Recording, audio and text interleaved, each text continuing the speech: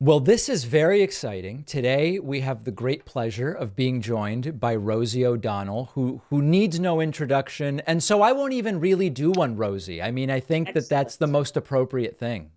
I think you're totally right. I love to say they need no introduction, but in 1990, you know, so it's So, good. listen, to start with, where were you when in the 2016 primaries, Trump starts insulting you? Did you see that live or did someone tell you Trump's talking about you right now? Well, it really started in 2007 when I was on The View, and he, went on like a 10-year or an 8-year tirade and went on all the shows. I think he was very shocked that someone said the truth about him on mainstream media, and he was determined to try to destroy, my credibility or my who I am as a person by doing these barrage of insults. But I think the one you're talking about was with Megyn Kelly when she was Yes. interviewed. Yes. And he said, "You call women cows and pigs and slobs." And he says, "No, only Rosie O'Donnell." Right. I was Right. watching it live, You were watching it live. and my kids were in the room with me. Ugh. And they said, "Mom, what did he just say you?" I go, "Yes, he did."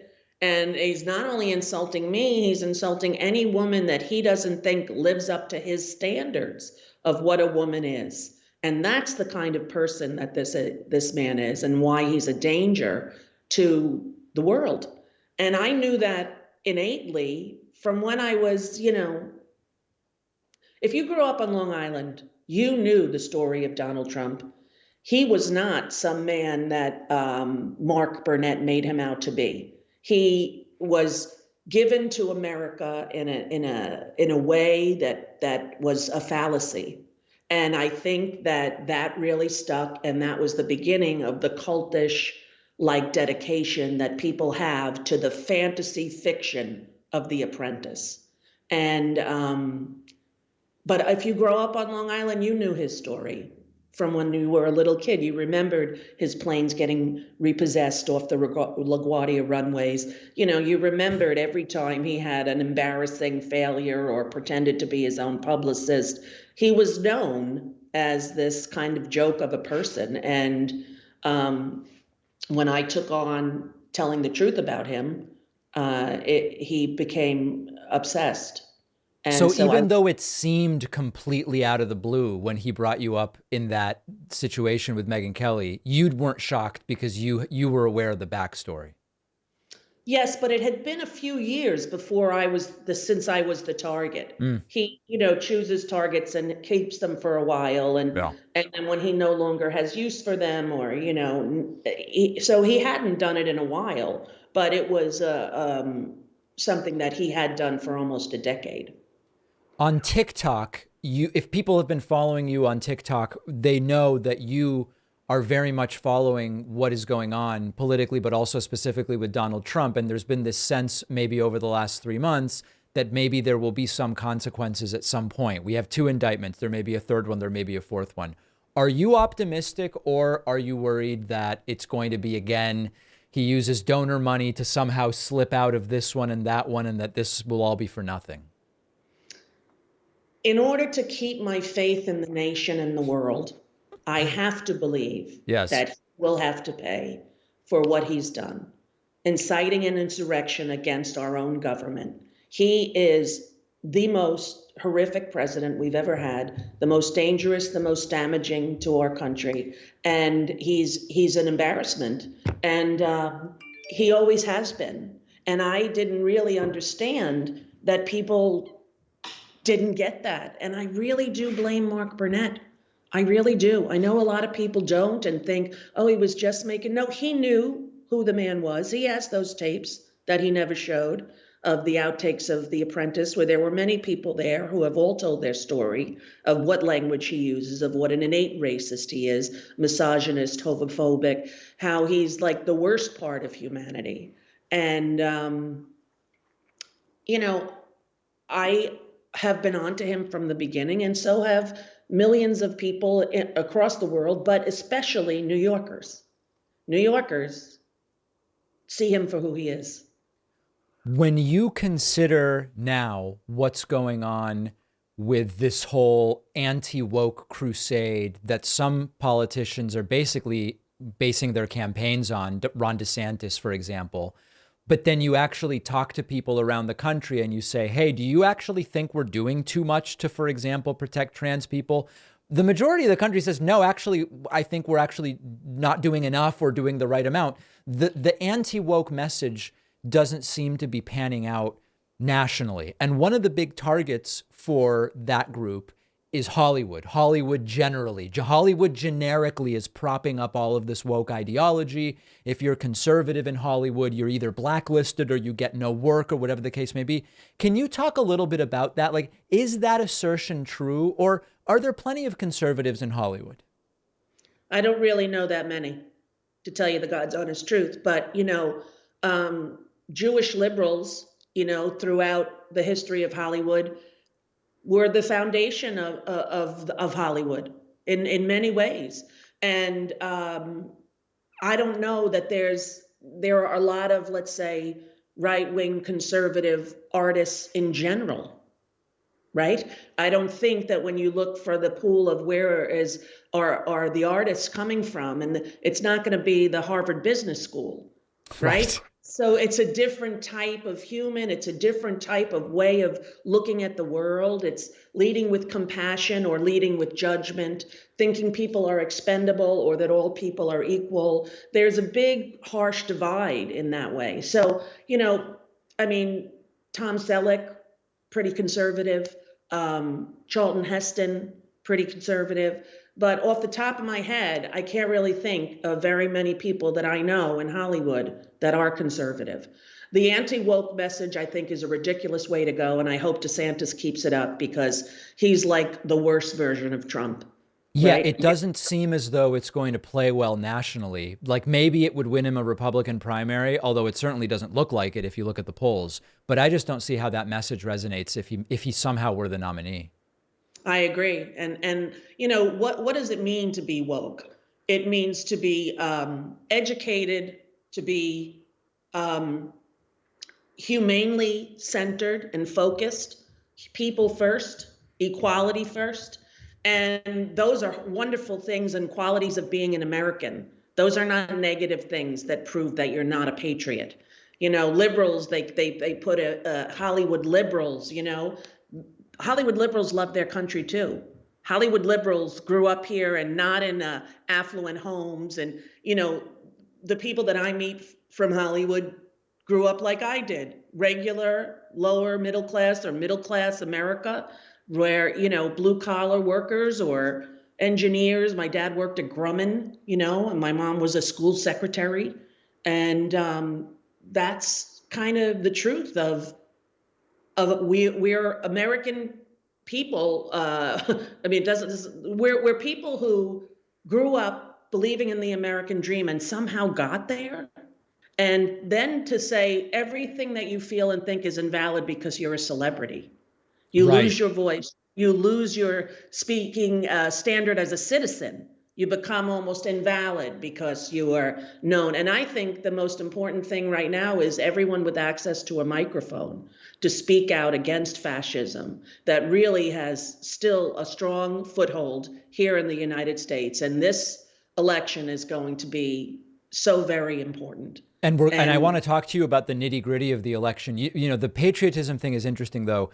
The right has tried to monopolize patriotism. So when it was George W. Bush in 2003, patriotism meant you say it's great to go to Iraq, even though they didn't attack us on 9/11 and this makes no sense whatsoever and they don't have WMDs. That was patriotism then. Under Trump, it became a different thing.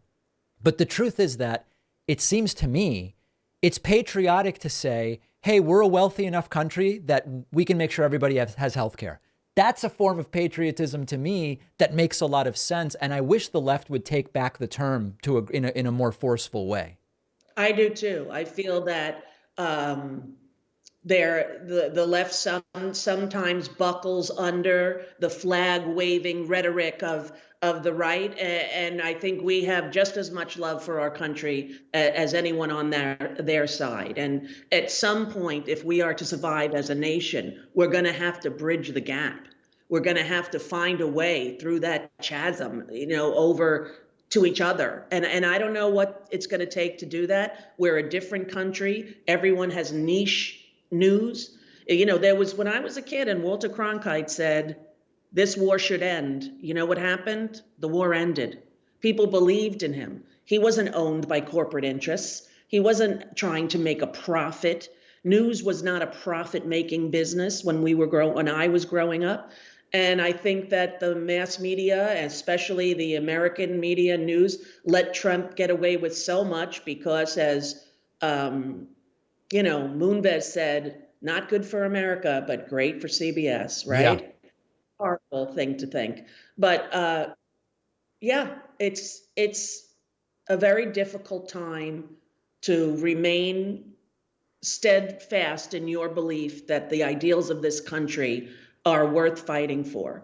And we need to come together as a culture and as a community, and that starts with holding Donald Trump responsible for what he did and for all of these charges against him. I don't know how you can look away and ignore 71 indictments. I don't know how you can look away. I agree with you.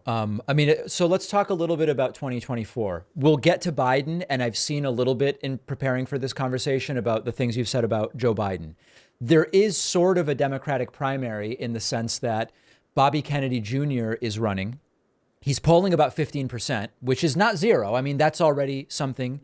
For people who may or may not know your backstory, you were on Curb Your Enthusiasm. I know in 2011, although I don't remember if you were on other years.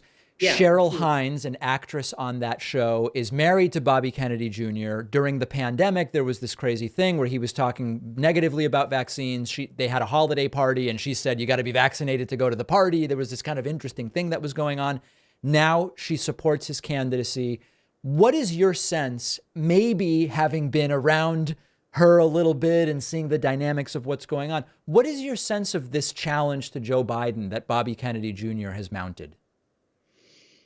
I wish he didn't do it, because I think that any kind of third party that's going to take away from the much needed Democratic votes in order to save the country from a fascist ideology that we're already on the slope downward towards, we all have to stick together. And I hope that Bobby Kennedy would not do what he's done. Now, he has some pretty controversial opinions. He has some conspiracy theories, and I think he's a danger in many ways to the outcome that I and millions of others want, which is the Democrats to win. And I don't think he has any chance of really winning. Therefore, why do this at this time in our history? When it comes to Biden, I hope I'm correctly summarizing your view, which is that you respect Joe Biden, but would rather he not run for re-election at this time. Is that accurate? If I were a party, a Democratic Party, if I was connected to the Democratic Party, which I'm not, I know people might think, oh, you must know. I don't, just me talking. And I think that his age is a problem. I think that there should be age limits for how old you have to be you have to be 35. There should be an age limit at the top as well. And, many of us at Thanksgiving don't let our grandparents carve the turkey. So I would have gotten together with all the head honchos in the Democratic Party and said, what is the best way that we can win as a nation and continue the amazing work that Joe Biden has done? And I'm thankful for him for saving us from a second term of the worst president ever. I'm thankful for what he's done. And he's had really many more accomplishments than most first-term presidents. So I have nothing but respect and admiration admiration for the work that he's done in his life and career, given his entire career to public service. But I do, inside of my soul, wish that we had a younger candidate that could take the baton and keep running the race for us. With that said, I'm riding with Biden. If that's the nominee, I'm 100% going to back him. But I do think, as a Democratic Party, they should really be sure that this is the choice that will work best for the long run. Is there somebody right now that you actually find exciting within the Democratic ranks? Someone that I keep talking about is Gavin Newsom, not because he's perfect. That's who I think too. Not because he has no skeletons in his closet, not because he's the most progressive, but he seems to understand the sort of ruthless attitude that is required at this point to face off against what the Republican Party has become. Yes, I agree. I love when he gives impromptu speeches to a reporter in the street and he speaks from his heart and he's not on script. This man has a charming countenance and he is very intelligent, although he did marry that Trump wife. That's weird. You know, when I think about that, it's like, yeah, he did the French laundry dinner during COVID and that looked really bad. But the Kimberly Guilfoyle marriage is just very strange to me. Me too. Like, you don't want to judge people by, God knows, I've been divorced twice. I'm not saying that, but it makes me wonder. It gives me pause. One of the things that gives me pause about him is that, and I think, is that even fair? But his wife now is like unbelievable and so intelligent and articulate and working for the right causes and as an abuse survivor. And I mean, she's had some very impressive speeches. I've listened to her. And I believe in Gavin Newsom. I believe when he came out and said, no, this is not right, that gay people cannot get married. I'm going to marry gay people. And thanks to Gavin Newsom's courage, I went and got married right then on the steps and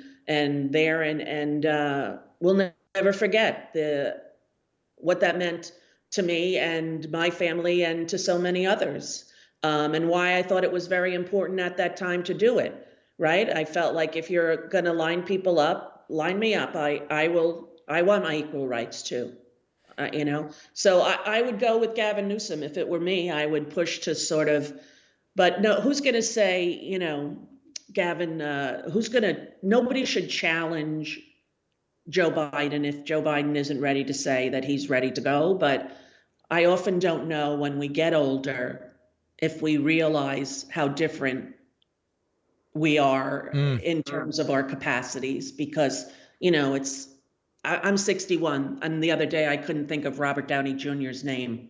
I'm going, come on, he played Chaplin. Come on. And I'm 61, right? Yeah. So there are just real things about aging that, are concerning, although I'm very grateful for Joe Biden. Last thing I want to ask you about, you mentioned marriage equality.